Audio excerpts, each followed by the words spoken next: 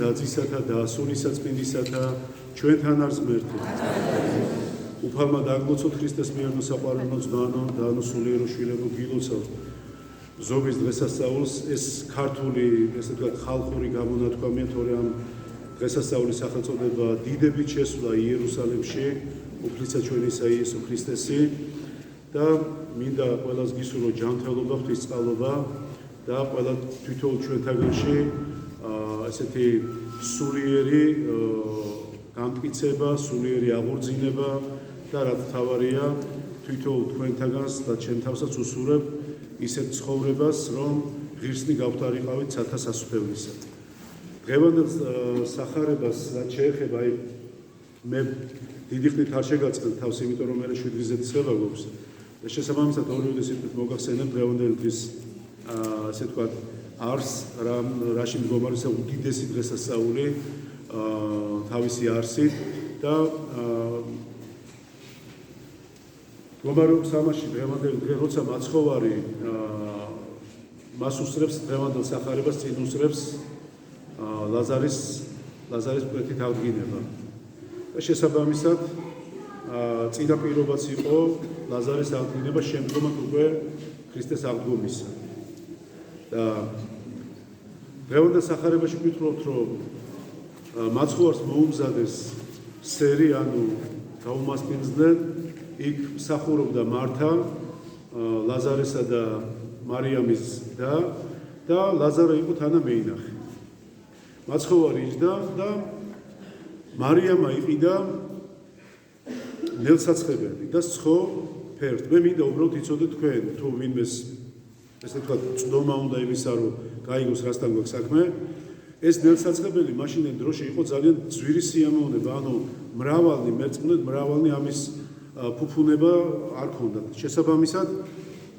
ეს ნელსაცხებელი მარიამას ცხო ფეხებზე და თავისი თმით შეუმშრალა და შესაბამისად ერთ წუთი გამოთე რა გიხოცებია მასთან არის იუდა ისკარიოტელი რომელმაც გასცა და ამობს ასეთ სიტყვებს რომ რატომ არ განისყიდა ეს ნელსაცხებელი 300 დრაქანად ეს არის უძვირესი ესე ვთქვათ როგორც გითხარით მოვლენა რომელიც იქ ყველას არ ქონდეს ფუფუნება და მიგვეცაო ჩვენო გლახაკებისთვის ეს ფული და აქვე სახარების ავტორი იოანე ღვთისმეტყველი ბრძანებს რომ ის აბსოლუტურად არ ფიქრობდა გლახაკებზე არამედ ის იყო მპარავი და იმ ქისიდან რაც მას თან ჰქონდა იპარავდა ცოცოდას შესაბამისად ის რამდენად გაიყიდებოდა მისთვის არ ქონდა მნიშვნელობა თავარი ქისაში ჩასულიყო ფული ამიტომ მაცხოვარი ეუბნება რომ შეეშვითო აცადეთო რაც უნდა ქნას ანუ მარიამზე მაგან ეს ჩემდა ყო ჩემდა დამარხველა დასასაფლავებლათო რამით ეს წესი იყო ძველ აღმოსავლეთში მიცვალებული უნდა გაბანილიყო კეთილსურნელებით უნდა განწმენდილიყო საოცარი ის ქონდა სხვათა შორის ანუ ეს მიცვალებულის მოვლის და გაპატიოსნების წესი რამე თუ გლახაკნი მუდამ თქვენთან იქნებიან მაგრამ მე მუდამ თქვენთან არ ვიქნები ბრძანეს მაცხოვარი და მე მინდა ესეთი რაღაც გითხრათ რომ როცა ებრაელმა მღვდელმთავრებმა გაიგეს მოხუცებულებში ასაკი არ იგულისხმობ კიდევ ერთხელ აღნიშნავ ვინც არის ეს არის ბრძენ ხალხს უწოდებდნენ რომ გაიგეს რომ ლაზარე აღადგინა უკვე მოინდომეს რომ ლაზარესთან ერთად ანუ მაცხოვართან ერთად ლაზარეს მოეკლათ რამეთ უკვე ეს იყო დიდი საფრთხე მათთვის შესაბამისად ანუ დადარაჯებულები იყვნენ რომ ეს მომენტი ჩავარდნოდათ ხელში და გვეუბნება מחარ ვიდრე 6 დღისაო მაცხოვარი უკვე იწყებს შემოსვლას ქალაქ იერუსალიმში ამას გაიგებს საზოგადოება მაშინდელი ხალხი და დაიწყებენ მასთან ერთად სვლას და გზად უფენენ თავიანთ შესამოსელს პალმის რტოებს ფინიკის რტოებს და ხმამაღლა ყვირიან და იძახიან სიხავთ რომ ოსანა მაღალთაშინა კურთხეულოს მომავალი სახელითა უფლისად აი დღევანდელ იმას შევადარებდი მე სიტუაციას იმიტომ თქვი წეღა რომ ტაძარში იმყოფები და ძალიან დიდი სირცხვილია რატომ იცით ეს ხალხია ეს კატეგორია ეს ადამიანთა რაოდენობა რომელიც დიდებით აცილებდა იერუსალიმში მაცხოვარს 6 დღეში სამარცხვინო განაჩენი გამოუტანა კაცობრიობამ ღმერთს ჯვარზე გააკრეს ამიტომ არის უნდა დავფიქრდეთ თვითონი ჩვენთაგანი მარტო დგომა არ არის არც ბზა მოგცემთ არაფერს თითოეული ჩვენთაგანი ქრისტესთან ყოფობას ვლამობ და ჩვენ გვინდა რომ მასში ვიყოთ ჩვენ, ქრისტეში ვიყოთ ჩვენ და ის იყოს ჩვენში. ჩვენ გვინდა რომ თითოეული ჩვენთაგანი ცხონების გზას დაადგეს და არა წარწმენის გზას და ამიტომ არის რომ დღევანდელ თუ დაუკვირდებით დღევანდელ ქადაგებას და ზოგადად ის რაც გუშინ იქნა სახარებაში საკითხული და დღეს ან თუნდაც რაც 60 კულოში იყო ნახსენები მივხვდებით ჩვენ რომ ჩვენ უფრო მეტად გვმართებს ამ ფორმატში ცოტა ესეთი ყურადღება რომ შეცდომა არ დაუშვათ მაცხოვართან ურთიერთობაში და მოდის მაცხოვარი ჩვენ გვეუბნება სახარება რომ გაგზავნის თავის მოციქულებს და ეუბნება რომ მიდით ამ ადგილზე დაბმულია ვირი თავის სახედარი თავის ჩოჩორთან ერთად რომელზეც ჯერ ადამიანი არ მჯდარა და ახსენი და მომიყვანეთ მე და თუ კითხა პატრონმა რომ რადგინა უთხარი მაცხოვარი გიწეს ანუ მაცხოვარს უნდა მართლაც მივლენ მოციქულები წამოიყვანენ და რო ეტყვის ეს ადამიანი პატრონი რომ საგმიკათ ეუბნება რომ მაცხოვარს უნდა მიუყვანო და ანუ გამოადანს შეჯდება მაცხოვარი და შემოდის ქალაქ იერუსალიმში და ამას ქვია დიდებით შემოსვლა თუმცა ამაზეც გავაკეთებ აქცენტს რატო ალბათ ვიღაცა შეიძლება იფიქროს რომ რატომ შემოდის მაცხოვარი ჩოჩორით მაშინდელ დროში როცა იყო ცხენი უფრო ესეთი დიდი ტრანსპორტი ახლემი ან სულაც ეტლით ხო როგორც დადიოდნენ მეფენი და დიდგვაროვანი ადამიანები ამით მაცხოვარმა თვითონ ჩვენთაგანს გვასწავლა თანმდაბლობა თუ როგორ უნდა იქცეოდეს თითოეული ადამიანი თითოეული მისი მიმდევარი როგორც სახარება ბრძანებს არც ერთი ადამიანი მეორეზე მეტი არ არის არც სიმდიდრით არც გვარიშვილობით არც სამსახურეული მოვალეობები და ასე შემდეგ და როცა ჩვენ წესს ვაგებთ მოძღვრები საოცარი სიტყვები წერია წესს აგებაში ყველა ერთნაირად დადგება ღვთისწინაშე სამჟაროზე გლახაკიც და მდიდარიც მეფეც და უბრალო ადამიანიც ამიტომ არის რომ არავინ აქედან არაფერს აწარმოებს გარდა იმ მადლისა რითიც დავიწყე საუბარი და დაიწყებენ ადამიანები ამ ასე ვთქვათ შეძახილებს გავლობას რომ კურთხეულას მომავალი სახელთა უფლისათა და გამოვლენ მთავრები და ეუბნებიან მაცხოვარს რომ უთხარიერსო დადუმდნენ და საოცარი რამ ხდება აქაც რატო ჩვენ გვეუბნება წმინდა წერი რომ პირთა ჩვილთათო დაამტკიცევა ის თვითონ რაც ჩვენ გვაქვს დაამტკიცდა მისი დიდებით შესვლა იერუსალიმში და გადმოგცემენ წმინდა მამები და გვეუბნებია რომ აი ეს ბავშვები რომლებიც დედებს გამოყვანილი ყავდათ გარეთ და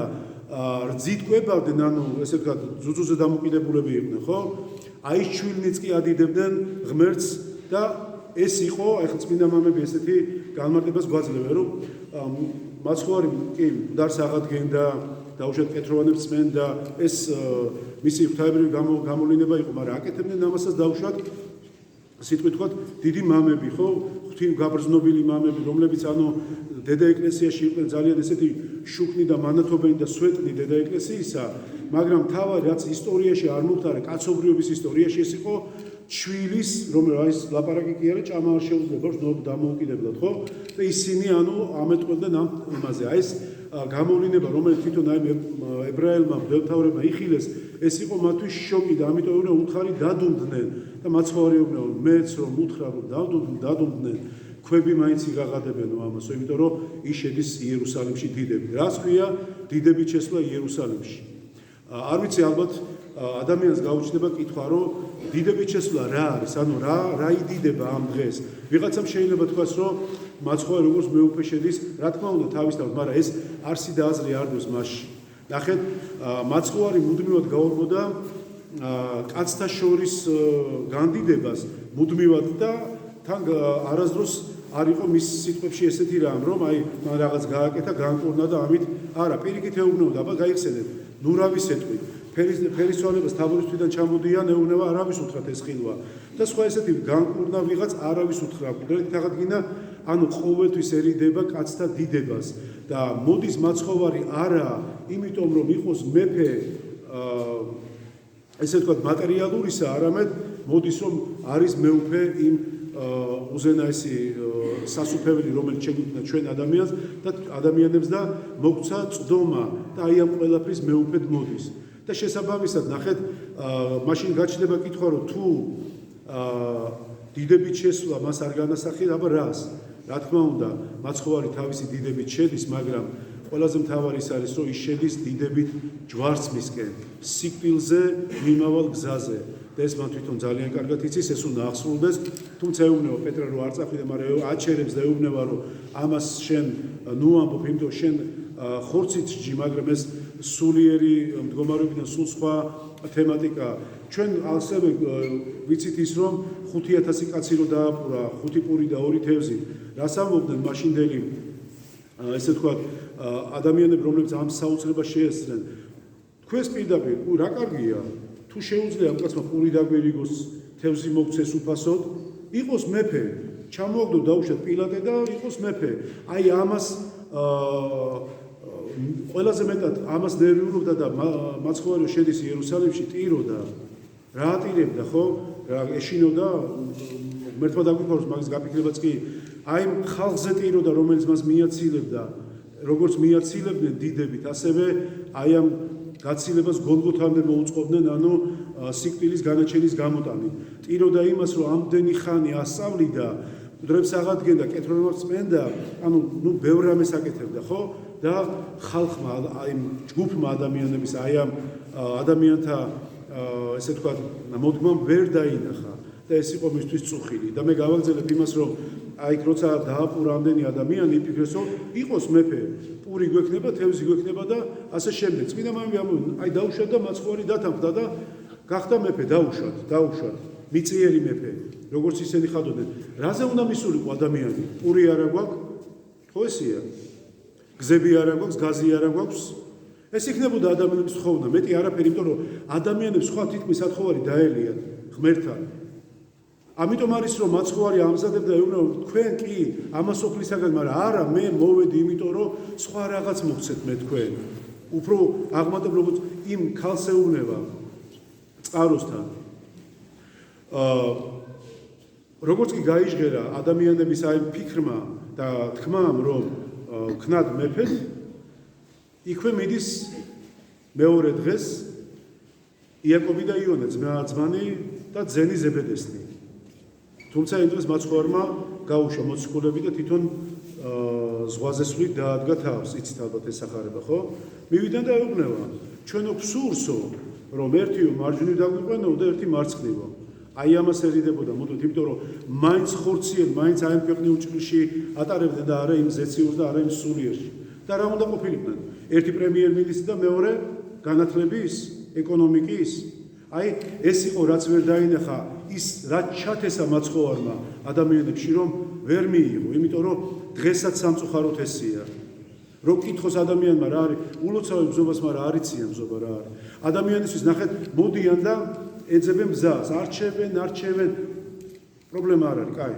სიგზე სიგანი არ მოგწოს გასაგები, მაგრამ რა არის ბზა? ეს არის ბაია ძველი ქართულით, რომელიც მოდის საქართველოში. მაცხოვარ ბზით არ ხვდებოდნენ ხალხო, თქვი მე რითიც ხვდებოდნენ.